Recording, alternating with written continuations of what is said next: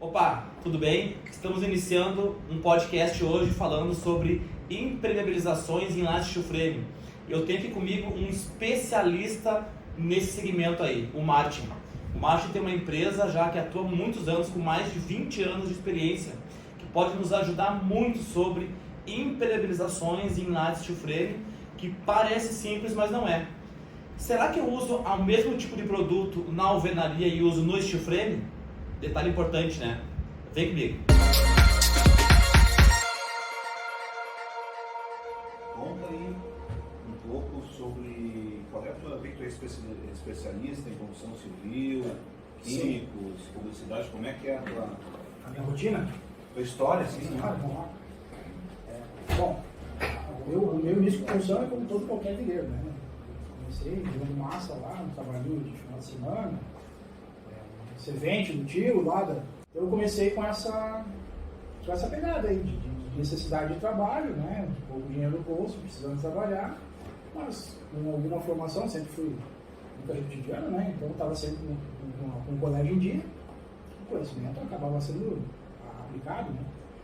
Aí com isso, depois, naquela época de adolescência, terminei o ensino médio, né? Ensino grau para nossa época aí, né? Tinha que escolher uma faculdade e acabei indo para comunicação, porque eu já era técnico em comunicação, técnico em publicidade no ensino médio. Então eu escolhi uma faculdade que já era uma área que eu já estava pelo menos condição de trabalhar. Claro. A minha visão era emprego, né? Todo mundo usa essa visão. Então a minha visão era Alguns emprego. até hoje.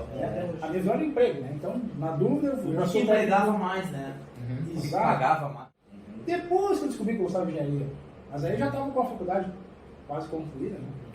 Então eu passei um período nas Forças Armadas, em que eu também, durante bastante tempo, fiquei operando parte construtiva, de obras, essas coisas, né?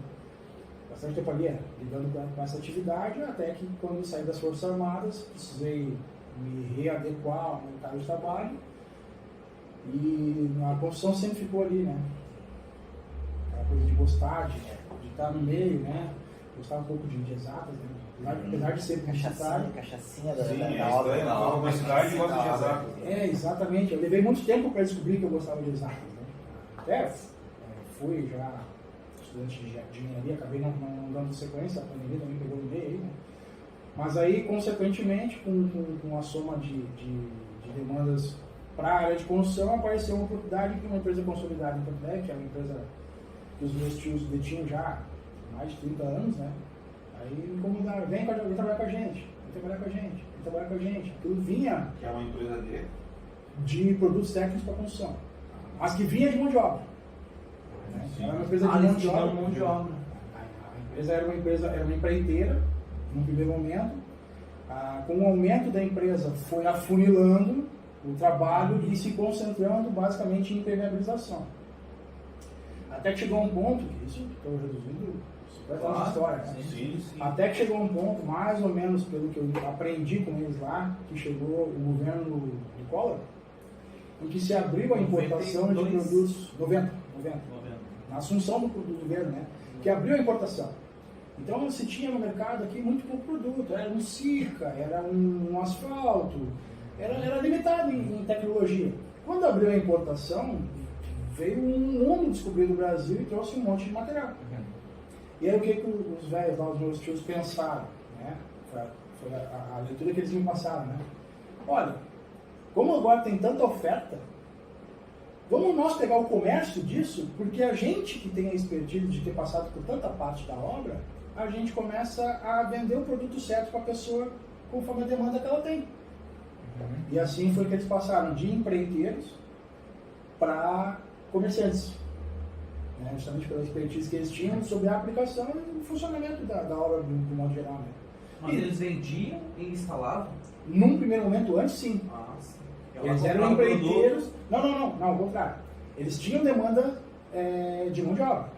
E eles estavam cada vez mais fiéis a alguns produtos. Claro. Até que chegou um ponto em que alguns produtos eles eram praticamente os representantes do Sul. Claro. Quando eles não podiam fazer, eles tinham o produto e vendiam. Até que foi melhor e mais interessante, uma decisão de quem é gestor, né? Ficar só com o comércio, que coincidiu com essa vinda dos produtos importados. Pela dificuldade da mão de obra, né, Marcos? Também pela Depois nós vamos falar dificuldade disso também. da qualificação da mão de obra, com certeza. Então a empresa na época ela acabou reduzindo bastante o seu quadro em função de ter muita gente para os serviços e acabou concentrando na venda. E foi um grande achado. Durou muito tempo eles sendo praticamente os únicos de mercado pela capacidade de demandar conforme o que se apresentava de cliente, né? E dificuldade de execução. Nesse processo ali, então com a minha chegada, essa empresa tinha uma filial em Caxias do Sul, que era o maior polo construtivo do Sul, acho que ainda é, né? Aqui no Rio Grande do Sul, e eu passei a ser o gestor físico lá, presente lá. E como a minha maior dificuldade até então não era a gestão administrativa, contabilidade, essas coisas são tanto quanto simples, né, para uma empresa de pequeno porte, a minha dúvida era como é que eu ia atender bem ao cliente, tecnicamente. Então eu me debrucei sobre o conteúdo, me debrucei assim. Pegou os que tinha de manual, E assim, tá indo tem que entregar um material X em tal local. Eu vou lá para ver onde é que os caras vão aplicar. Sabe? Eu trabalhei muito, não é mérito só meu, mas eu dediquei muitas horas em cima daquilo que eu menos sabia, que era sobre a variedade de produtos. A gente sempre conhece um pouco do básico, né? Mas assim, um exemplo que eu gosto de falar, eu já instruí gente a usar concreto subaquático para concretar embaixo d'água, para fazer uma série de coisas, né? Na época lá eles chamavam de monge, né? Uma válvula de escape no açude lá, né? Um sistema de contenção no açude que tinha que ir lá na base concretar. Foi a primeira vez que eu tive assim, um contato com um produto que eu não conhecia ninguém para perguntar. Só tinha no manual do fabricante. Aí quando veio aquilo, veio o engenheiro da fábrica, acompanhou junto com a gente lá, nossa, fiquei maravilhado com a ideia de constituir esse tipo de conhecimento, né? E aí aquilo foi uma cachaça, né? Então foi para um lado, foi para o outro. Aí na sequência disso eu acabei acolhendo, né, a maior parte das demandas técnicas onde o pessoal de vendas da empresa não tinha tanta informação ou como acessar a solução ali, acabava vindo para mim, até que a partir do momento eu passei a ser o diretor técnico da empresa. E dava suporte para as vendas. Então quando tinha uma demanda diferente, eu acabava sendo consultado para ver qual era o tipo de produto, como é que aquilo iria proceder lá na frente, né? E foi assim que eu encontrei a Montec, e vice-versa, acredito eu. Fazer uma venda mais qualificada, né? A venda mais qualificada. Bem mais qualificada. Eu acabava ficando envolvido quando tinha um impasse do que o vendedor não conhecia. Até chegou um ponto em que era passivo nesse aspecto, né? De receber a demanda da venda. E, consequentemente, né, no estado como o Rio Grande do Sul, acabou afunilando durante muito tempo isso. Então, felizmente, eu tenho uma bagagem bastante ampla, né? Um espectro muito amplo de demandas ao longo de anos, né? E nós estamos falando em quantos anos isso, mais ou menos? Só nessa empresa são 17, né? Mais os outros 10, 12, 15, nessa parte dessa parte técnica. 17 anos pelo menos. Hoje, então, tu tem o teu próprio negócio. Hoje eu tenho meu próprio negócio. Não sou mais sócio, sou Imperuno. Imperuno. Soluções construtivas e impermeabilizações. Quando fala em soluções consultivas, o que é a solução consultiva? A proposta da empresa é assim, ó, quando eu tenho um arquiteto doido, maluco, de pedra, que quer inventar um processo, e ele pede que ele fazer e ele acha um engenheiro que faça aquele cálculo, eu chego junto com os dois e boto ordem na casa no bom sentido. De dizer assim, olha, quimicamente existe solução para essa, tem como fazer assim, podemos adaptar o projeto assim para atender com a mão de obra, esse tipo de coisa. Mas soluções construtivas eu encaro basicamente como um diagnóstico posterior à falha construtiva. Nem sempre o engenheiro está lá em condições de saber que o secretário dele falhou no traço. Isso não é competência de quem está executando. Um pouco mais ele não sabe de tudo, né? Não, nesse sentido, eu digo assim que às vezes a iniciativa do profissional que está colocando lá a mão na massa é botar um pouco mais de água que não faz parte do traço. E ele condena o trabalho de cálculo. Que é o que... Isso em várias situações. Né? Em muitas situações. Base coat, no nosso caso. Tem. A galera bota água, ela vão ter, né? Assim não deixa como- a textura certa. Assim o como- fabricante diz ali, sei lá, 5 litros. Aham. E o cara vai lá, tá muito calor e começa a adicionar água. Para poder ficar mais fácil de aplicar, que é diferente de exatamente. ter o resultado técnico que o produto tem que dar. Exatamente. Isso é bastante normal. Bastante Agora, normal. quando fala em produto, eu estou perguntando tudo isso que eu tô a fim de perguntar mesmo. É pra isso mesmo. Mas eu não entendi muito bem essa situação construtiva, mas que tipo de produto? As argamassas? Não, eu preciso do problema para te apontar a solução. Sei lá, tem um Patologia. balanço. Sim, Patologia. Patologia de construtiva 10 com metros. isso. 10 metros. Isso. Aí por esse, exemplo. vamos lá. Eu vou instigar ao conhecimento da engenharia da arquitetura, que não é a minha decisão. Né? É a decisão sempre que eu tomo em conjunto. Mas, por exemplo, lá a gente tem um balanço. Não sou eu que vou dizer para o engenheiro que o cálculo tem que estar no terço superior da armadura para poder fazer. Essa parte do mais Obviamente é uma não. coisa dizer, mas 10 metros isso é uma viga de 1 metro de conceito aqui. Exato. Aí eu te Aí, apresento uma você solução, fala por com exemplo, arte. assim, exato. Ó, a gente tem um fornecedor tal, um grout que vai te dar 50 MPa de resistência. Com uma capacidade lá de 2 kg por litro, né? 2.000 kg por metro cúbico. Né? Aham. Então, vai ter a resistência que precisa, vai atender a X demanda. Isso atende ao teu cálculo? Sim. E aí, quem é que sabe colocar um grout numa laje, numa viga em balanço, por exemplo? Ali? Sim. Tem a parte da execução ali, Isso. traço. Aí é que eu auxilio, Entendi. né? Tu diz o produto e toda a especificação técnica Exatamente. para ser Por aplicado isso naquela que- situação. Por isso que minha proposta é auxiliar no diagnóstico. Aí vamos para o outro lado, que é uma outra expertise que a minha empresa faz. Né? Conta alguns cases aí. Pois é, exato. Vamos chegar lá, né? Aquelas Não coisas... só de sucesso, mas se der errado também é saber. Aí é que tá. Eu felizmente, quando tá dando errado, eu já tô chegando até resolver, né? Então, no meu histórico, se tem alguma coisa errada, não chegou até mim que eu tinha errado. Né? Tu vai lá para uma solução. Sim, sem problemas. Mas coisas assim, como, por exemplo, terraços que vazam, que é a minha maior demanda. Tem um terraço, uma obra que tem 30 anos, a implementação já venceu. Aí eu ouço lá do proprietário, do síndico, do conselho, né, numa assembleia. Pois é, mas o que tu me garante que a solução que tu está adotando vai funcionar? Eu costumo dizer a mesma coisa, né? Olha, se vocês têm um terraço que durou 30 anos, nós temos 30 anos avançando em tecnologia, é lógico que eu vou ter que trazer uma coisa que realmente tenha mais estudo do que quando foi feito. Né? Assim como algumas vezes eu consigo constatar e apontar que tem falhas de projeto. Né? Assim como o exemplo de uma viga em balanço que deveria ter uma resistência X, quando foi calculada não foi aplicada, a tendência é de que ela fissure, por exemplo. Não necessariamente vai ruir, mas tem a fissura, tem problemas de impermeabilidade, de estanqueidade. Então, nessa natureza. Também, não necessariamente é um tipo de caso que eu me dedico, mas acontecem falhas em tubulações, né? Água de fornecimento. Tu trabalha com Vazamento. aqueles equipamentos de... Eu não tenho o equipamento. Porque quando acontece de chegar um caso em que eu não consiga detectar se é um vazamento de parede, um vazamento de água de fornecimento, ainda não precisei acionar um serviço desse, mas eu sei de muitos casos em que as empresas fazem. Não recorri ainda a esse tipo de decisão, porque quando eu chego na obra, habitualmente já teve outros que passaram por mim e pensaram antes de mim.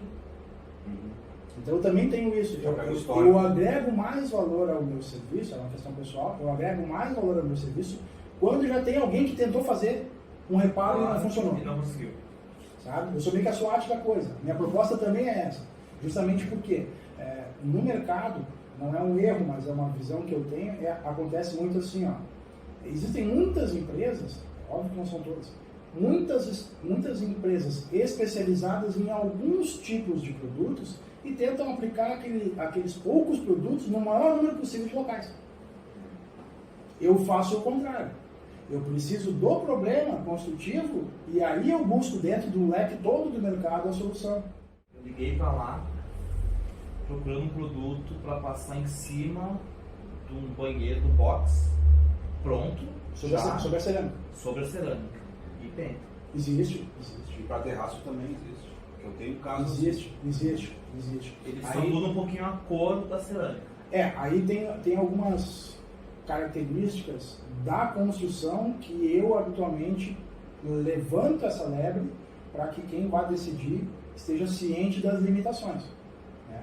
Falar com a engenheiro arquiteto é fácil, né? Então, assim, eu sempre brinco, né, que os materiais, quando vão ser sobrepostos a sistemas, temos o principal problema é a limpeza e a preparação da superfície para receber essa nova camada. Porque se ele não ficar suficientemente amalgamado, fazer parte um do outro, ele pode simplesmente ficar solto no tapete. Sobre aquele terraço, por exemplo, né? Sobre aquela cerâmica que está lá. Então, tudo durante. Isso, ele precisa estar ancorado. Né? E aí, consequentemente, se ele vai ficar exposto, ele está sujeito ao rasgo, está sujeito ao objeto pontiagudo, ao trânsito de pessoas, ao arrasto de material. Tem que fazer a manutenção na caixa d'água e o cidadão pega a caixinha de ferramenta metálica dele, coloca no chão e tem que arrastar 5 centímetros para poder melhorar a pega dele do objeto que ele está ali fazendo. Muitas vezes é suficiente para tu romper o filme. No primeiro brisante. Por exemplo, né? Se for o primeiro brisante. Falando desse assunto do terraço, do banheiro ali, mas existe o produto incolor Existe. que tu coloca na cerâmica de um terraço? Existe. Interfere, Foi isso que eu liguei atrás. lugar úmido. Não, existe. E eles funcionam. Eu estou levantando é o contrário. Eu estou levantando as limitações que esses sistemas têm. Tem, mas assim, vou de novo. Existem as limitações que esses sistemas têm, que uma delas é, por exemplo, ele está 100% exposto. Então, se tu, por exemplo, vou pegar o caso específico que foi de um banheiro, aí tem que trocar a resistência do chuveiro. Se pegar uma daquelas cadeiras lá que a gente bota na cozinha, que os pezinhos são de metal sobre esse filme, há uma chance muito grande dele ser rompido, porque é um objeto pontiagudo com carga pontual sobre 4 facas sobre o piso. Então, ele vai atender essa demanda até que ponto? Não tem como o fabricante prometer que 100% das agressões que ele vai sofrer, ele vai responder como porcelanato. Ele é um filme, não é uma espessura. Né? Então, uma das técnicas que se usa dos produtos que estão consolidados como os nomes no mercado é o famoso porcelanato líquido. Né? Que eu afirmo, se eu estiver equivocado, podem, quem estiver assistindo, corrige, né? Mas é uma tecnologia de poliéster, de poliuretano, de epóxi, que nasceu na indústria. Ele é com piso industrial, lá no meio de uma fábrica. Se tiver um arranhão no meio da fábrica, quem é que vai dar bola? Aqui no Parque Fabril da loja de calçado tem um arranhão no chão. Tecnicamente não tem problema nenhum ter um arranhão. Agora, eu vou pegar o meu dente, que eu quero botar aquele dentinho branquinho de artista de cinema lá, e a dentista tem um arranhão no meio da sala. Será que o meu dente vai ser arranhado também? É uma tecnologia que não nasceu para essa finalidade. É claro que ela pode ser usada, tem muito sucesso. E aqui vou confessar um dos segredos, é por isso que se coloca aquela profundidade de campo, né? Ele sempre configura embaixo, poderia ter, é sobre pedra, é sobre grama, é o golfinho bonito lá que tem embaixo, para dar o contraste visual ali, caso tenha algum tipo de arranhão. Né? Aquele material arranha bem fácil, né? Alguns arranham mais fáceis do que outros, mas todos estão sujeitos ao risco. Eu disse antes que o argumento que eu ia usar, falando com o arquiteto engenheiro, fica mais fácil, que era assim, né? Assim como a gente tem de um lado da propriedade a dureza, a gente tem lá do outro lado a elasticidade, a capacidade de alongar. Se ele estiver muito duro, como o porcelanato e a estrutura exigir algum movimento, a tendência é de clique, concorda comigo? Aí a gente precisa dar elasticidade, precisa dar um pouco de alongamento e elasticidade para esse material. Quanto mais a gente tira da dureza e joga lá para o outro lado, que é a elasticidade, a gente oferece mais condição de risco. De risco, né? De ser riscado o material ali. Então a gente torna ele cada vez mais frágil. E aí, nessa briga do espaço entre o auge da dureza e o auge da elasticidade, é que a indústria ainda está meio que encontrando onde é que é o limite seguro para ter um material suficientemente resistente ao risco, mas que guarde alguma capacidade de alongamento. Em tese, só encontraram a espessura do filme. Alguns agregados, tem alguns casos ali, mas para ser suficientemente transparente, brilhoso e tudo mais, fica no limite do filme ali. Voltando ao assunto do terraço, tá?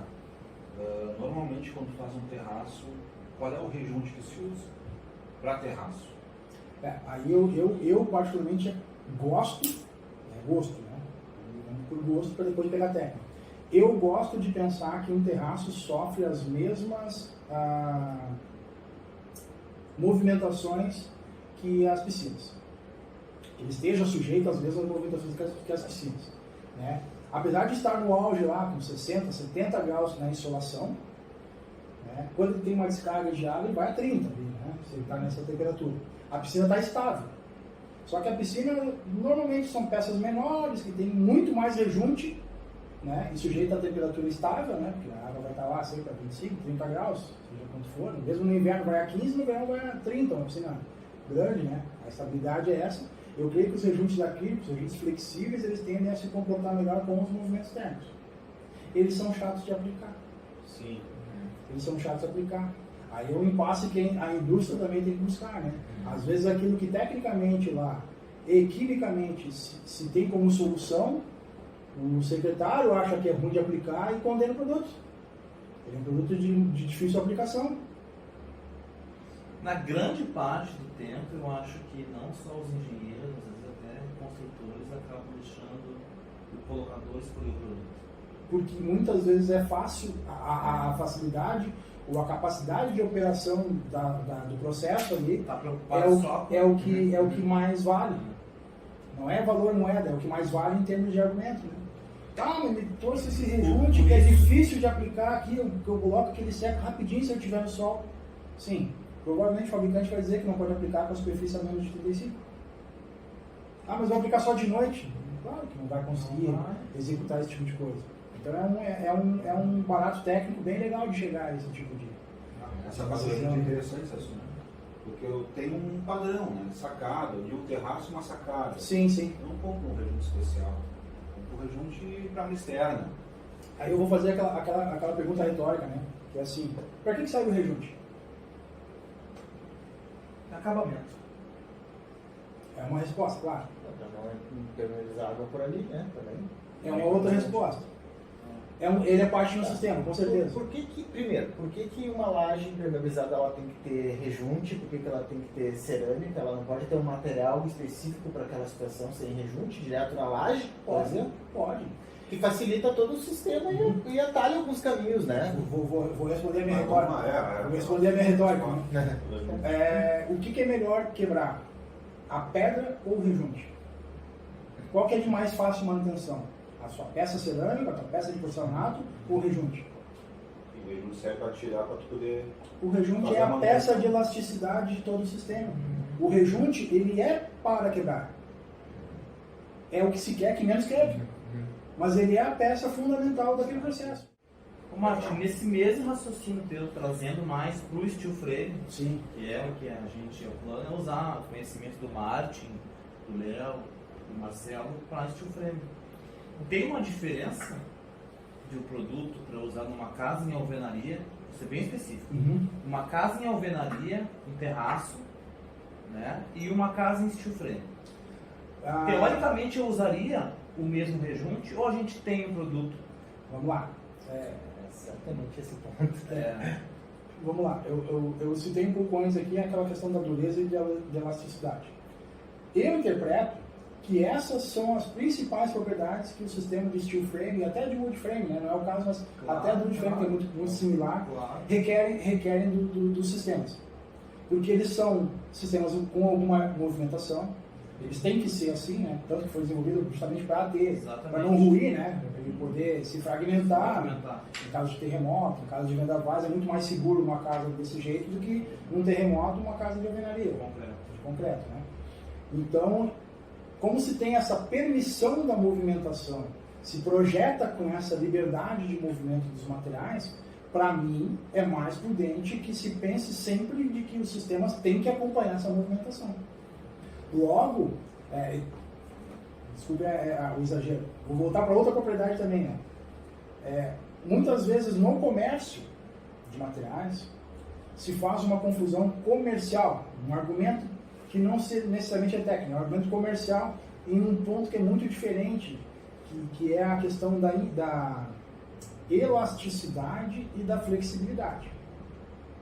O exemplo que eu sempre brinco é assim, né? A gente pega um papel, parece igual, mas não é. Mas o exemplo mais fácil é assim, ó, tu pega um papel faz um origami dele. Faz um barquinho dele, bota um chapeuzinho, né? Faz um origami com o papel. Quando se desamassa o papel e tenta voltar ao estado original dele, da folha de papel ali, até se consegue, tecnicamente, ter o mesmo desempenho ainda. Né? Ele volta ao estado. Isso é flexibilidade. Visualmente é flexibilidade. Agora, se pegar o mesmo papel antes de dobrar ou depois de dobrar e sujeitar ele ao rasgo, à tensão, ao alongamento, ele vai romper. Ele não é elástico. E são duas propriedades que muitas vezes são confundidas como se fossem a mesma. Então, às vezes, nós temos produtos flexíveis, mas você tem que ter a percepção de que ele é ou não elástico para atender algumas demandas. Ele pode torcer, o que quer dizer flexibilidade, mas quando ele for solucionado na tração, nem sempre ele vai atender a mesma resposta. E aí, voltando ao que eu disse antes também, se tu precisa de elasticidade, se perde dureza. Então, os produtos flexíveis tendem a ser mais duros do que os produtos elásticos. Por isso que tem argamassas poliméricas, por exemplo, que eles não deixam de, para a norma, ser um sistema rígido. Apesar de serem flexíveis, eles são caracterizados lá na norma de impermeabilização como um sistema rígido. Porque ele é solidário à estrutura. Ele é para ser aplicado na parte rígida. Né? Mas onde tem alguma movimentação, aí vai depender também do fornecedor, do fabricante, o que ele, lá nos ensaios, estabeleceu como limite de ruptura, limite de carga, capacidade de alongamento e tudo mais, para atender a solicitação que o projeto vai dar. Né? Que o projeto vai dar. Aí também tem algumas características que é no projeto que vale analisar qual o produto que vem. Agora, Márcio, quando vem, né? Quando vem. Voltando ao assunto do Jefferson, eu tenho um terraço de uma casa de alvenaria. Certo. Terraço. Tá? Um sacadão. Que é uma laje de concreto, né? Contrapiso e uma cerâmica em cima. Permeabilização, né? Seja lá líquida, manta, seja. E temos uma casa em steel frame. Ela é feita com aço, placa e um contrapiso de cimento e areia em cima dessas placas. Que é um jeito. Sim. Tá? E o outro jeito é placa e uma cimentícia, que é a seca. Nesses três casos, se usa o mesmo produto, são produtos diferentes. Vamos lá. Se eu tivesse que dar uma receita de bolo, né, eu continuo ficando lá com o arquiteto e o engenheiro. Que é assim, qual a capacidade desses materiais de movimentar? Qual a resposta que o sistema vai dar a todas as tensões que vai estar sujeito ali? Qual a elasticidade que a estrutura vai ter? Eu vou ter ali, eu calculo que com essa carga X ali, colocando 20 pessoas numa festa em cima desse terraço, eu vou ter uma oscilação de, meio centímetro. Uma tolerância de meio centímetro de movimento. É aí que entra a questão das propriedades. Julgo, então, a partir dessa expectativa de meio centímetro de movimento numa laje de 10 metros de sentido longitudinal, que ela vai precisar de algum material elástico. Isso já anula tudo aquilo que não for elástico. Por isso que eu digo, cada caso, para o meu conhecimento, requer algum tipo de decisão sobre o sistema que vai ser acolhido. Não tem como dar um padrão único e exclusivo para o seu processo. Porque, por exemplo, tem uma sacada que É por isso que tem muito erro. Por isso que tem bastante erro. Aí, por exemplo, tem uma sacada que não tem pontos de apoio a não ser na estrutura. Está em balanço. Ali, né? Uma sacada em balanço. Raramente uma sacada em balanço vai vazar no meio da sacada. Ela vai vazar no contato dela com a estrutura. Onde é o ponto de apoio, onde é a ancoragem. Ali vai estar. Então, ali não tem como adotar um sistema que não seja elástico. Aí vamos lá, por exemplo, para ficar mais claro, o que seria um sistema elástico? Asfalto é elástico? Normalmente é. Então, asfalto é uma decisão. Manta asfáltica ou um processo aplicado com manta líquida asfáltica a frio? Isso é uma segunda decisão. O fato é que começa tendo que ser elástico. Né? Pode ser uma resina acrílica? É elástica? Pode. Vai resistir ao empoçamento, ou seja, vai poder ficar confinada com água, não vai voltar ao estado da embalagem, se ela ficar permanentemente com água embaixo da argamassa de assentamento da cerâmica. Isso também é uma propriedade que se precisa ter lá na leitura dos manuais do antitécnico, garantir que o fabricante recomenda ou que o seu produto pode ficar sujeito ao contato contínuo com água. Então, é uma busca de propriedades para atender ao projeto. Eu tinha anotado essa pergunta para ti, eu vou fazer ela já. posso usar manta asfáltica em steel frame? Pode. É o melhor sistema? Depende do projeto. Vamos lá. A manta asfáltica... Confinada. Não, sim, mas a manta asfáltica... Mas ela... só antes de começar, mas quando fala em mantas no steel frame, é manta sobre uma placa de USB, por exemplo? É onde eu ia citar, qual é o local da ancoragem. Ou sobre um rodapé. Sim, mas qual é a natureza do material do rodapé? Box de banheiro, por exemplo. Sim, mas qual é a natureza do material que vai ancorar no Um aço galvanizado. Sobre aço, as mantas asfálticas normalmente se comportam bem. Um rodapé de aço galvanizado e... As mantas asfálticas normalmente se comportam bem. Depois as placas. E eu trabalhei com drywall há muito tempo, né, Márcio? Sabe, Sim, né? sim. E antigamente a capa engenharia fazia os prédios de drywall ali, sei lá em 97, 98. E aí eles tinham nos banheiros lá, nas paredes, eles tinham uma cantoneira assim. Aqui é drywall. Essa cantoneira estava ancorada no aço. Sim. E aqui é o chão. A manta vinha e subia nessa cantoneira e tinha esse desnível para poder chapiscar e ficar depois no mesmo plano do drywall. E eles usavam essa manta asfáltica aqui. Pois é, vem ao caso. A questão não é que drywall impede de se usar manta asfáltica. A questão é qual parte do sistema de steel frame que recebe, que vai servir como substrato para a colocação da manta. Por exemplo, o exemplo que você é assim, ó, vamos numa hipótese mais elucubrada, que é assim, ó, nós temos lá as paredes de placa cimentícia. A placa cimentícia suporta muito bem o contato com o asfalto. Então, vale dizer que nos banheiros é melhor usar placa cimentícia do que as placas de gesso? Não é bem isso, mas o fato é que para ancorar a manta asfáltica, acaba sendo a manta asfáltica, sendo uma superfície de melhor contato, inclusive da temperatura do maçarico, para uma aplicação de manta asfáltica, a quente no caso, né? Entendeu? Na verdade, a gente usa pouca manta asfáltica em função da espessura. Sim. Ela atrapalha. Atrapalha o processo construtivo. Porque tu não quer fazer esse que se fazia lá 20 anos atrás quase, né? Mas viu como fazer um rodapé, usando o teu mesmo argumento, viu como é importante lá no projeto a gente tomar essa decisão? Se tivesse uma placa de USB no banheiro e botar a manta no USB e depois o gesso. Aí a gente vai falar de boas práticas. É diferente de não pega ou pega. Né? A boa prática do que eu administraria essa circunstância é que a habilidade do profissional que vai fazer a aplicação, ele não pode instigar o calor na placa de USB. Então tem que ter um primer, por exemplo, tem que ter um primer de base asfáltica, para gerar uma camada de asfalto ancorada na superfície de USB, o calor fosse colocado só na manta asfáltica, aí era interessante ver uma manta asfáltica com um ponto de ebulição um pouco mais baixo, não precisa tanto fogo. Agora, posso fazer duas perguntas? Tá.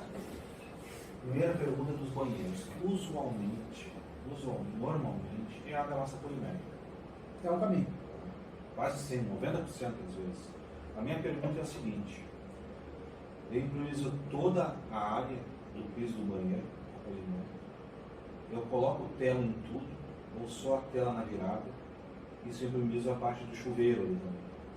Qual é que é a técnica ideal de improvisação do banheiro? Do que eu interpreto como o caminho mais seguro. Né? Em obras em steel frame. Sim, obras de steel frame. A maioria dos fabricantes vai sugerir que, no mínimo, nos cantos vivos se tenha o uso de um estruturante. Basicamente uma tela de poliéster. Quase todos, né? Basicamente uma tela de poliéster. Por quê? Porque ali é onde está sujeito ao trabalho. É onde tem um encontro tem um encontro de superfícies ali. Toda hora. É um vértice ali que está sujeito a algum movimento. É onde tem um trabalho. Não só no chão, mas também nas paredes. Isso, nos vértices, né? Nos pontos vivos, do cubo ali, né? Nas arestas. E nos ralos, os pontos de mudanças de vertical e horizontal, né? Mudanças de as arestas mesmo, né? E eu vou fazer um exercício de administração no bom sentido, tá? Que é assim, ó. A gente tem um banheiro com 5 metros de quadrado de piso. Eu boto em tudo, tá? Porque é tão pouco, é tão mais trabalhoso ficar concentrado só nos cantos do que passar sobre toda uma superfície neste caso. é tão pouco. Se nós estivéssemos falando, por exemplo, numa área, ou melhor, onde entra na questão da planilha, né? Já para a administração de uma empresa que tenha, sei lá, uma produção em série de 200 casas de steel frame, talvez lá na planilha orçamentária pode fazer muita diferença. Claro. Olha, eu estou consumindo 300% mais de tela de poliéster e tem um comprador, alguém sentado no ar-condicionado lá, que não coloca a mão na massa lá, compare o consumo e o consumo, ele está sendo pago para fazer a melhor solução administrativa ali. Entretanto, talvez o primeiro caso de um banheiro que tenha problema, toda aquela economia se vai por água. Sim. Então, volta à questão da segurança. Para mim, é mais simples e mais seguro colocar tela em tudo. No caso de banheiro, porque é tão pouco. Sim. Né? Ou colocar uma tira de 10 centímetros de folga para cada lado, uma tira de 20 centímetros numa área de 1 metro, 80 centímetros, o mínimo, um box razoável, 80 centímetros, vai ter já 20% da área coberta de material. Não, eu mais sei, simples colocar em né? tudo. Uma tela que custa R$6,50 metros. Custa algum dinheiro, né? Só Tem que comprar isso só tudo. parênteses nessa questão aí. Que é barato. Tô dizendo É que simples, barato. é simples. A tela. Tá? Vamos botar em tudo. A minha pergunta é, tem a ver com a espessura de produto para eu limitar pela tela? Isso tem sentido? Perfeito. Eu não ia tomar a iniciativa de dar essa resposta, mas eu vou, com a provocação, acho que tem uma resposta bacana que eu sempre falo. Para o engenheiro, eu acho que a tela tem duas razões importantes. A primeira, indiscutivelmente, é a questão técnica. Vai ter um estruturante naquela argamassa polimérica que vai, no mínimo, regular uma espessura mínima. Porque se tu está enxergando Ela vai tela... segurar o material. Não, mas assim, ó, se tu estiver enxergando tela, tem Fora produto. desuniformidade de produto. Uma coisa que eu aprendi com o Martin, não é demãos de produto. Quilos por metro quadrado. Consumo que não é E a galera pensa o quê? É só passar demão assim, cruzado e Sim, deu. essa é uma outra questão. E sobrou né? metade do material lá. Não. O fabricante calculou errado. Na prática acontece isso. Quilos por metro quadrado. E aí, Tem que passar Tá, mas até... voltando só para pegar ainda o mesmo gancho, né? Então, a primeira medida é a questão da estrutura mesmo. O material é o estruturante do sistema. Ali, é para isso que ele tem a sua principal função. Mas a segunda é uma função administrativa, que é a de o Marcelo, o Leonardo, lá o Jefferson, o empreiteiro, o engenheiro, o arquiteto, lá, que são os responsáveis pela execução do projeto. Né? Tem a contrapartida do investimento no cliente. Tem um produto bem acabado para entregar. Quando eles vão fiscalizar lá, como é que eles têm visão de raio-x para saber qual é a espessura de camada que tem? A tela moraliza. Olha, se tem tela aparecendo, eu preciso que isso aqui seja coberto. Então vai garantir o mínimo de espessura em toda a superfície. Essa é, para mim, na primeira pergunta que fizeste, a maior razão de se aplicar em tudo. Voltando àquele do nosso banheiro, que a gente botou tela em tudo, tela, espessura, virada. Parede. Né? Eleva até 1 metro de parede, lateral, e no chuveiro. Faz todo o chuveiro. Vamos lá. A norma de impermeabilização, ela vai falar, se eu salvo engano, que é 30 centímetros, ou, se eu não me engano, 30 centímetros, ou pelo menos 10 centímetros acima do piso acabado. É meio que isso por dentro. Talvez tenha alguma variação. É porque é o padrão mínimo, né? É o padrão mínimo. É o padrão mínimo. Ali é para, se nós tiver que levar em juízo, o juiz é leigo, ele vai pegar a norma e dizer, aplicou, que a culpa é de A e de B. Né? Então a norma vai falar uma coisa bem mais rasteira. O que eu julgo? Tem 1,90 m. Né? Quando eu tomo banho, eu respingo 1,80 m. Então eu acredito que um padrão alto de garantia de impermeabilização nas bordas do box seria pelo menos 1,50 m. Minha leitura. É o que a gente pratica. Minha leitura. Entretanto, eu também defendo uma segunda ideia que eu acompanhei alguns arquitetos, que é assim, ó, projetou uma peça de 1,20 m do banheiro. Ou seja, vai ter 2 peças até o pé direito do banheiro. No mínimo até aquele rejunte. Claro. Que é pelo rejunte que pode entrar. É o ponto frágil do sistema. Ali. Porque não vou botar 1,80 m lá de espessura, sim, mas se tu tem algumas emendas ali, então garante pelo menos até a próxima emenda do rejuntamento. Interessante isso também. na hora do caimento do banheiro, faz o caimento só no box e deixa zero o resto, ou faz um contrapiso já com um pouco de caimento caindo por todo o banheiro? Aí vamos lá, eu tenho que ser híbrido nessa resposta. A norma de impermeabilização vai pedir 1%. Ela vai pedir 1% Ela vai em todo o pedir 1%. banheiro. Quem não fizer 1% está sem atender a norma. Isso é interessante. Aliás, muitos assuntos interessantes. É a norma, né? Agora, no mínimo 1%, né? É o que a norma pede, né? Para esse movimento. Lembrando que como a gente está falando de uma casa em steel frame, a laje é seca. Sim. A primeira laje que vem é uma laje no USB. No nosso caso, nós não usamos placa cimentícia. Sim. Nós tratamos o USB e vai um contrapiso sobre o USB. Perfeito, que é o substrato Esse final. que é o substrato final. Esse contrapiso, ele já é com caimento. Só que nós já fazemos há muito tempo a mureta.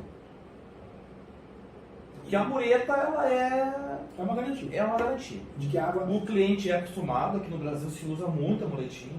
é o Tem controle, gente que não quer, é o mas controle da água, né? Porque É. a gente dá um caminho conhecido para ela que normalmente é o ralo. Mesmo que seja o ralo auxiliar, que é aquele que é fora do box, do lado do vaso. né? É que tá, tudo bem, fizer uma mureta, mas se vazar no box, ele vai vazar por baixo, que é um caimento ruim. Não vai. Não, Se Se passar a transação no certa, junto. não. Tem Não, mas transação, mas o a- caimento foi feito errado. é que assim, A permeabilização vai caindo lá e vai acontecer a Pá, mesma coisa. perfeito o caso. Assim, ó, a experiência que eu tenho de alguns casos com patologias originadas nessa forma da tua expressão. Quando não tem o caimento lá no nível da impermeabilização para o ralo, e se faz só no nível do piso, a tendência de que a longo prazo não é uma coisa imediata, é uma coisa de ciclos, né? Pega uma casa aí que tenha 3 adultos usando um banheiro, em tese, são no mínimo 3 vezes sujeito à oferta d'água por dia. Né? Sim, e água, E água, sabe-se 10 minutos, 5 minutos, 15 minutos, sei lá, meia hora de banho de 3 pessoas por dia. É a oferta d'água. Se lá no nível da impermeabilização não tem esse caimento, aquela água que penetra pelo rejuntamento, que fica abaixo da cerâmica, que fica aprisionada ali, ela vai se acumular. Em algum momento vai saturar. Então, se esse caimento não tiver, ela tende a migrar para outros cantos. E uma coisa que eu já vi num caso de steel frame é que pela argamassa de assentamento a água subir por capilaridade. Pela argamassa de assentamento. Pelo cimento cola, Pelo cimento a cola, água de tanto saturar. por capilaridade ela subiu e alcançou a parte desprotegida, onde não tinha nada. onde não tinha nenhum tipo de impermeabilização no sistema. Porque para economizar lá alguns reais, ou algumas centenas de reais, o cara improvisou só o box. Quase. Eu até te diria assim, ó, é que eu estou avançando por outra área, mas é para lembrar para o steel frame que é assim, ó, há uma necessidade mecânica, me corrija como engenheiro, mecânica de eliminar essa oferta d'água para a vertical.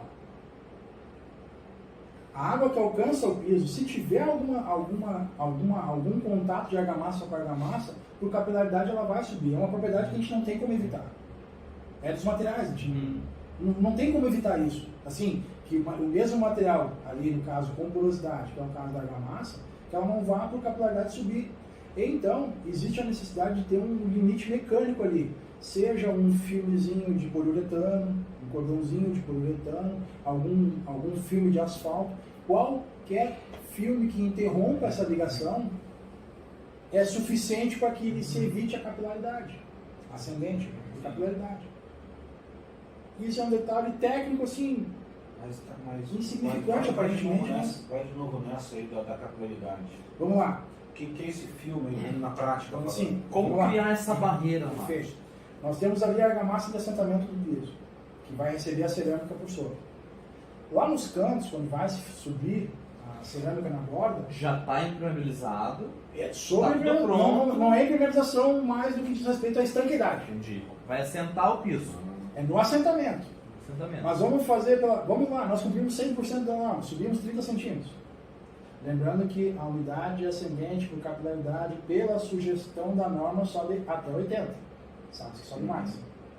Sabe-se, tecnicamente, na Sim, prática, na prática, só vai que sobe mais de 80. Então a norma se contradiz aí, né? Não, eu diria que a norma pode melhorar. A gente pode atualizar a norma. A questão é que a norma é o padrão mínimo. Se faz o mínimo 80, se passou de 80 é fatalidade. Né? Né? A norma prevê 80. É o mínimo 80. A gente pode estabelecer como projetista mais, 50. que seja, né? Mas não menos que 80, que é o que a norma pede. Quer dizer, que a umidade sobe por capilaridade, a norma pede até 80 quando se trata dessa realidade. Mas a impermeabilização ela pede até 30. Isso, é que são duas propriedades aí que eu digo a... Não, Jefferson, eu entendo a norma no seguinte sentido, é que a norma trata disso quando a impermeabilização é para a capilaridade. O que eu estou citando é que o fato de a gente ter uma área impermeável, a gente tem um outro fenômeno que é a capilaridade. Que essa norma não tem o compromisso de sanar neste caso, porque a capilaridade está subindo sem afetar o sistema que foi previsto e planejado para ela.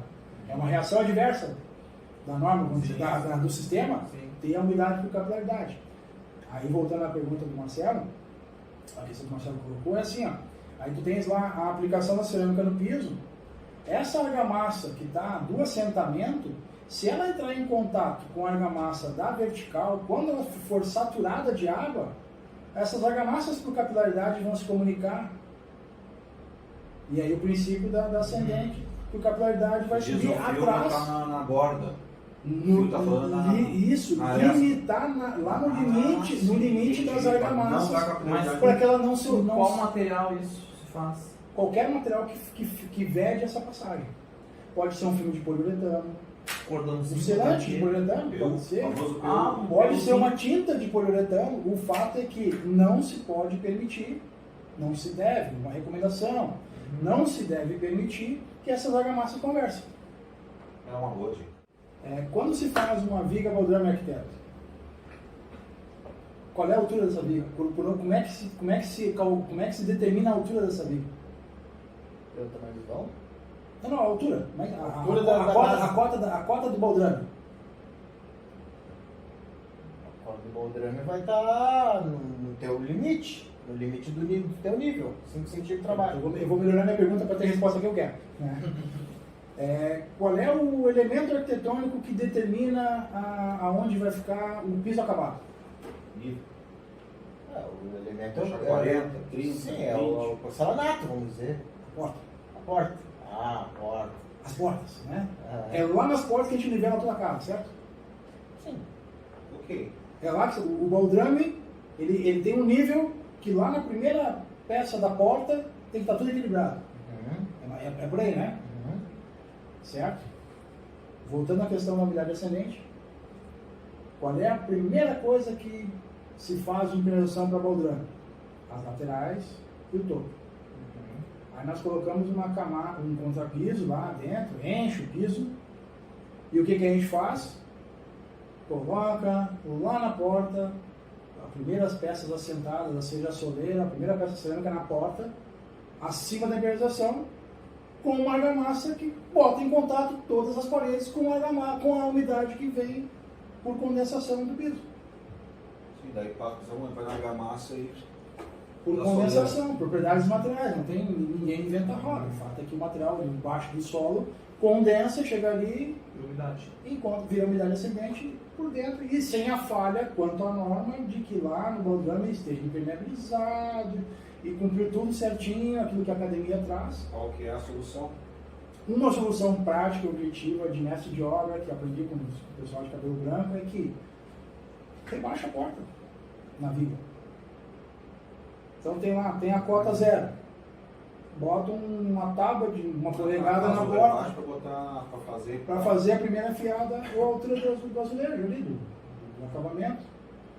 Todas as laterais vão acabar encostando na parte impermeabilizada. Vira uma barreira. Sim, tá falando que tem a fila de baldrame, bota a pedra, a soleira em cima, depois tu vai fazer o contrapiso e a água vai... A água encosta na parte impermeabilizada do baldrame, não na capilaridade, não sobe por capilaridade, sim, que acaba sendo o mesmo princípio que nós estávamos falando do box, de que tem uma limitação no mínimo que é ar, da argamassa do reboco com a argamassa do piso. Mas nas boas práticas, por baldrame, se você falando de baldrame, qual é a tua recomendação para aplicação de produto? Caso a caso.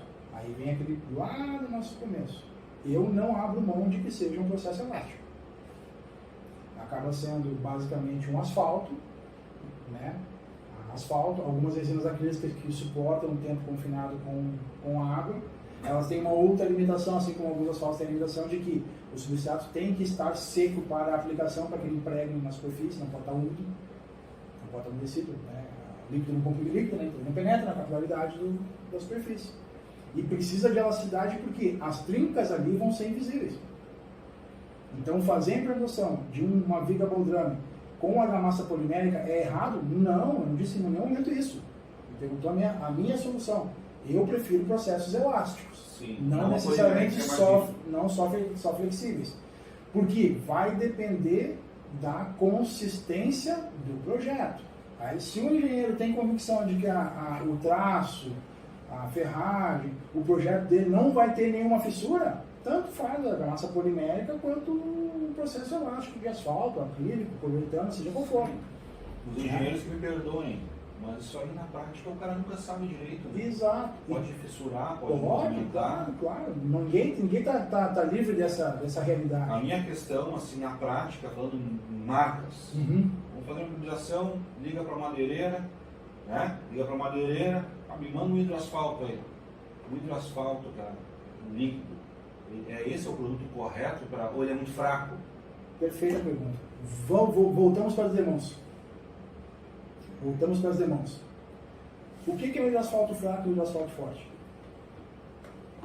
O pedreiro vai aplicar uma mão bem rápida e não vai passar mais nada. Ficou preto, tá bom. É isso aí. Mas ele é aplicado com as demãos corretas, ou o quilo por metro quadrado correto. Qual é a espessura do filme necessário para atender à solicitação mecânica que o baldrame vai dar? Essa é a questão. Vamos fazer um coeficiente de cagaço. Eu imagino que a minha laje lá, se eu fosse engenheiro, ele vai fissurar 1 milímetro. Nossa, colapso. Vai fissurar 1 milímetro. E eu tenho um produto com 100% de alongamento. Eu preciso, então, de um filme com pelo menos 1,44, né? Vamos dizer, raiz quadrada de 2, né?